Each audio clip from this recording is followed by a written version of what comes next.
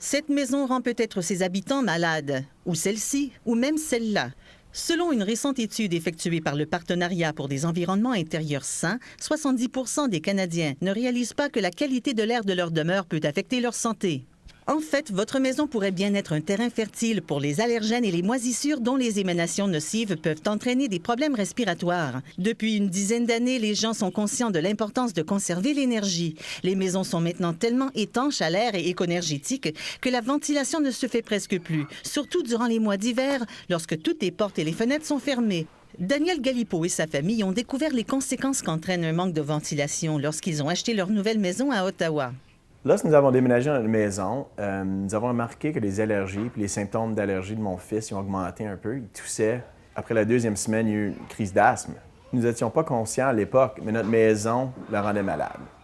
Les médecins nous avaient expliqué que les polluants atmosphériques à l'intérieur peuvent engendrer les symptômes d'allergie. Le docteur a suggéré qu'on enlève tous les tapis dans les chambres et d'essayer de supprimer la poussière et les allergènes dans la maison. Il a également recommandé qu'on installe un échangeur d'air avec filtre EPA.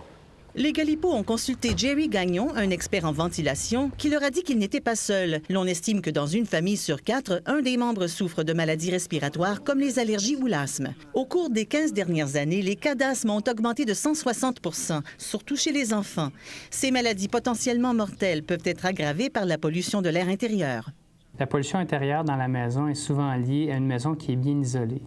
Et lorsque la maison est bien isolée, bien là, on garde à l'intérieur de la maison tout ce qui y est produit, que ce soit des émanations de produits de détergents, que ce soit des produits ou des sous-produits de cuisson, que ce soit de la fumée ou de l'humidité carrément. L'échangeur d'air vient jouer un rôle de remplacer cet air vicié-là par de l'air frais. Et donc, ça permet à la maison de respirer.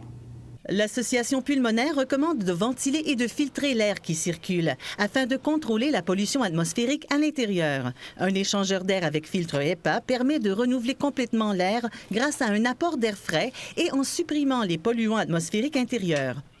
La santé de mon fils a beaucoup amélioré depuis qu'on a mis notre système d'échangeur d'air.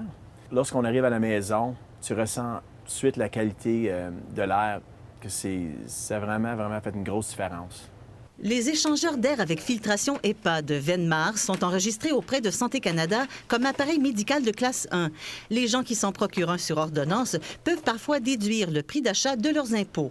Pour en savoir davantage sur la qualité de l'air intérieur, consultez le site venmar.ca. Un reportage de Louise Philippe.